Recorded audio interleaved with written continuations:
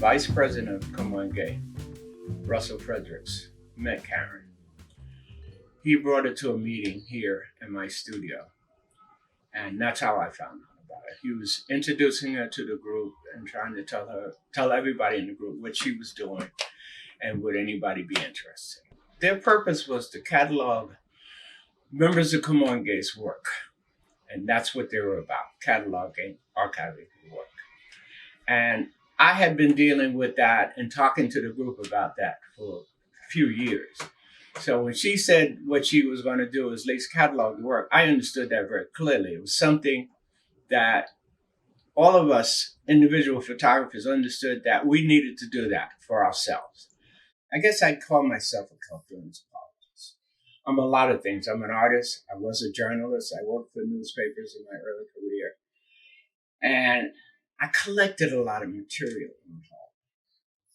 And I have 50 years of material. So those are photographs, negatives, documents, flyers, postcards, posters. So I had all this material, and I'd always been, again, I'm 79 years old.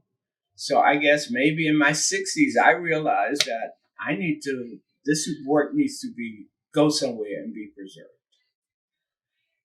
I had offers from private collectors, but that meant that all the stuff that I had in boxes in my studios would go someplace else in boxes in their place.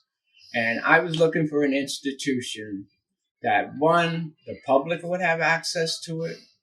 It would go up online and researchers could have access to it. So that was my goal. And again, when I met Karen, that was what the cataloging was about. If she catalogs all the stuff that I have, then it would be easier for me to kind of find somebody and say, hey, you can go here and see all of the stuff that's in my collection to see if it's something that you might want to acquire for your institution. I've thought about the Library of Congress for a long while, but not,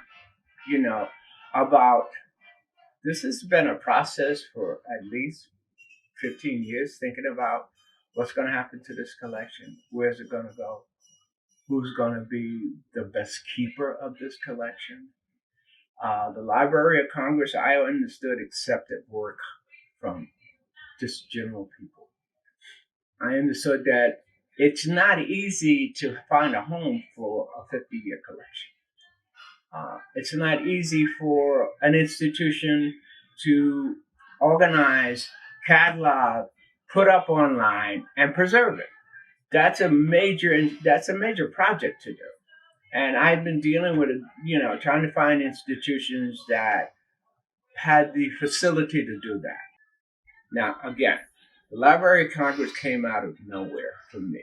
I mean, Karen said, hey, the Library of Congress, I have a friend, the Library of Congress is interested. And I said, hey, I couldn't think of a better place. PCPP, if it wasn't for them, I don't know. The collection would still be here, and I'd still be looking for institutions to find a home for it.